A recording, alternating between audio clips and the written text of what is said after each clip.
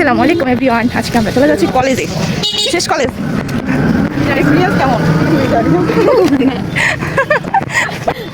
Nervous যাই হোক, আমার মন চাচ্ছে না কলেজ থেকে চলে যাই। কলেজ থেকে চলে যাইতে আমার মন চাচ্ছে কলেজ থেকে অনেক তাড়াতাড়ি চলে যাই। তারপরে তোমার কেমন লাগতেছে কলেজে বলো তো? আমি আন্দোলন করবো, এটা ধরে বলো। আমি আন্দোলন করবো আবার যেন 1 বছর থাকতে পারি। সমস্যা নাই, ফেল করলেই থাকতে পারবা, নো টেনশন নথিং। কে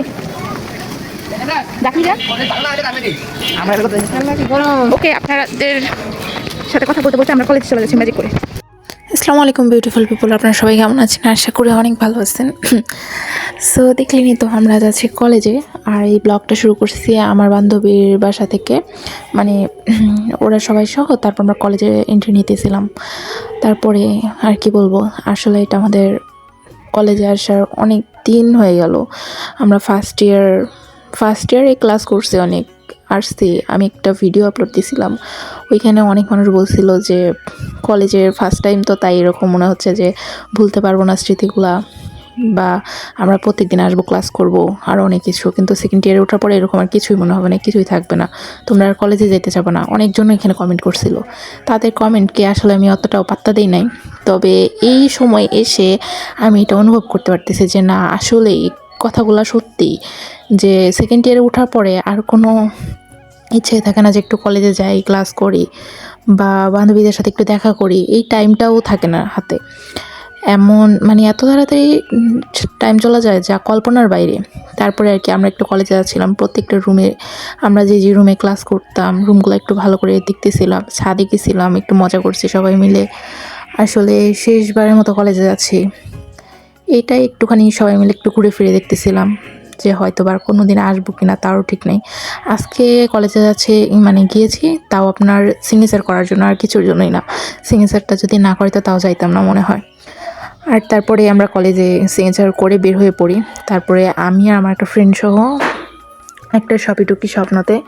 দেন ওইখানে ঢুকে কিছু জিনিসপাতি নিয়ে তারপরে চলে যাচ্ছিলাম বাসার দিকে। সো ওর কিছু বই কেনা লাগতো, লাইব্রেরি থেকে কিছু বই নিয়ে দেন আমরা চলে আসি একটা কসমেটিক্সের দোকানে। আমার শ্যাম্পু আর মেহেদি নেব, সো এখান থেকে শ্যাম্পু আর মেহেদি নিয়ে নিই। আর আপনারাও চাইলে এখান থেকে শপিং করতে পারেন। কসমেটিক্স মানে ভাইয়ার ব্যবহার অত্যন্তই ভালো, আর এখানে প্রাইসও রিজনেবল। সো আমার মনে হয় যে ভালোই আছে। আর আমি দেখতেছেন এখানে একটা জিনিস, মানে একটা দোকানে চলে আসছিলাম। তো এই দোকানে ঢোকার পরে আমি একটুখানি দেখলাম পুরোটা ঘুরে, যে জায়গায় জিনিসগুলো যে আছে, অনলাইনে যে জিনিসগুলো আপনারা দেখেন সচরাচর সেই জিনিসগুলো এখানে পাবেন, এবং খুবই রিজনেবল প্রাইসের ভিতরে। আমি সেই দোকানের একটা ভিডিও নিয়ে আসবো আপনাদের সামনে অবশ্যই। আর তারপরে আমি চলে যাচ্ছিলাম আমার বাসার উদ্দেশ্যে, বের হয়ে পড়ছি। দেখেন আমাদের বাসার রাস্তাটা কত সুন্দর, তাই না? আর আজকের দিনটা সত্যি অসাধারণ কাটছে। হয়তোবা আর এরকম আমরা কোনো বান্ধবীরাই একসাথে হব না। অনেক মিস করব আসলে এই টাইমটাকে, তোদেরকে অনেক মিস করব।